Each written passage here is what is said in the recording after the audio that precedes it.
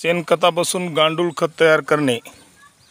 आपल्याकडं जर 4-5 जनावरं असले तर असे 5-6 बेड करून त्याच्यात आपलं शेणखत हे उकरड्यावर न टाकता बेडवर टाकून त्याच्यात गांडूळ सोडले तर असं कंपोस्ट गांडूळ खत तयार होतं, एकदम चहापत्तीसारखं. बघा आता आम्ही अशा बॅग पिशव्या भरून पॅकिंग करून ठेवतोय.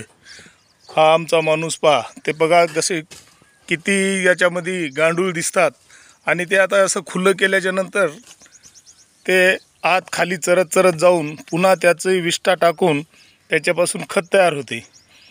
आणि आपण उकरड्यावर जे टाकतो कंपोस्ट खत ते डॅमेज होऊन जाते, त्याच्यापासून बुरशी शेतात तयार होते आणि ते सतत तेवढं शेताला पोषक होत नसते. गांडुळाचं याच्यातून जे आपण शेतात टाकलेली गांडुळाची संख्या बघा गांडूळ असं प्रमाण गांडुळाचं वाढतंय.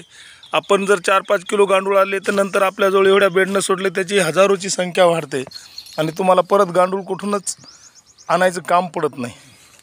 त्याच्यामुळं प्रत्येक शेतकऱ्यांनी हा आपला जर खर्च जर वाचवला तर निश्चित शेती परवडती. हे आम्ही असे हे खत तयार झालं, हे नवीन बेड तयार केली इकडं आणि तो जुना पलीकडा उकरंडा बघा, ते कंपोज एवढं मोठं खत व्यर्थ गेलं. म्हणून आमच्या डोक्यात विचार आले आणि आम्ही गांडूळ खत तयार करायचं विना उकरडा मुक्त आखाडा करायचा. आपलं हे बघा जुनं आमचं आता एवढं मोठं खत आहे 2 वर्षाचं, काही उपयोग नाही. हे शेतात टाकलं तर बुरशी होणार. आता याच्यावर आपल्याला लिक्विड टाकून किंवा गुळाचं बेसनचं पाणी करून याला जमा करून कंपोज करावं लागेल आणि त्याच्या बाद शेतात टाकावं लागेल. गांडूळ खताचे बरेच फायदे आहेत. आपल्याला फवारणीसाठी लागणारं हे असं पाईप करून त्या बेडला जोडून हे आम्ही टाकीत गांडुळाचं पाणी घेतलं. हे बघा, हे फवारणी करायचं. युरिया खतापेक्षा याच्यात जास्त पॉवर असतो. हे असे ड्रम भरून ठेवलेले आहेत, त्याचीच फवारणी करायची.